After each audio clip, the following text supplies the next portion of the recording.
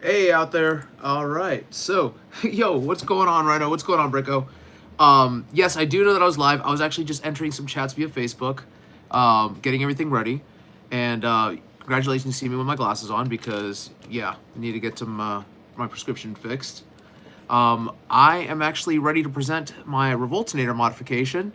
No, it's okay, man. I'm going to change camera views right now. You can see I'm wearing my work hoodie. So let's take this off here because... All right, so the Revoltinator. As you can see, I've done some work since the last time I did a live.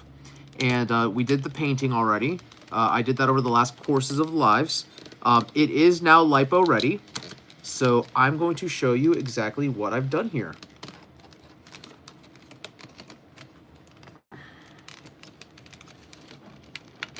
Once this part disconnects, come on.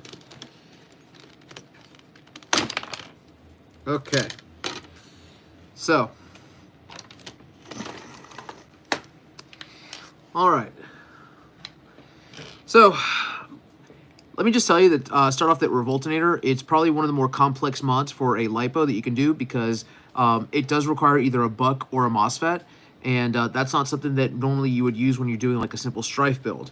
So the buck is right here.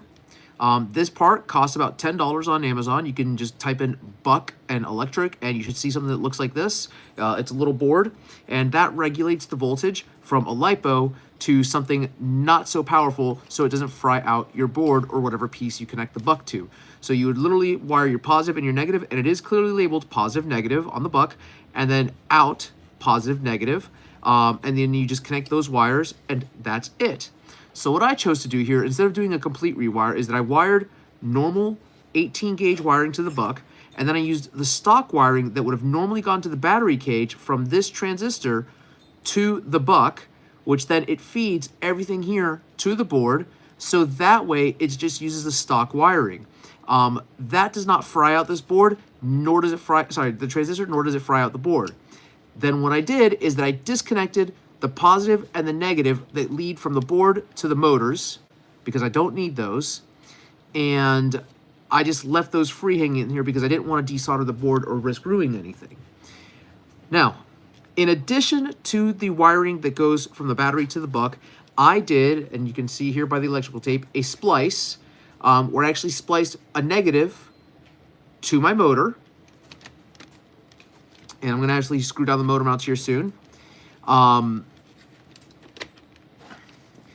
you'll see here that I actually wired the positive here on one side and then the negatives here on the other side. That's because I mislabeled which one was the positive and which one was the negative, but that's okay. The motors do not matter. What matters is the circuit. So the negative is over where the red wire is here. So that's technically the negative side. This is the positive side. And then I wired the positive side here all the way back through here. There's a very long cable. And I kind of over measured the cable here. And I connected it. Now this is probably not going to want to sit properly. To my rev switch that's back here. Now, let me see if I can get this on camera here. Now, what you will not be able to notice necessarily just by looking at it is that my rev switch, it's actually two switches. It's a two-switch system. So there's the stock switch, which activates the rev sound, and then there's the actual rev switch, which revs up the motors. What I did was that I mounted the motor on the bottom, and then I added an extra spring to this little springy mechanism here, so that the spring pushes down on the actual worker switch. Then this piece that normally presses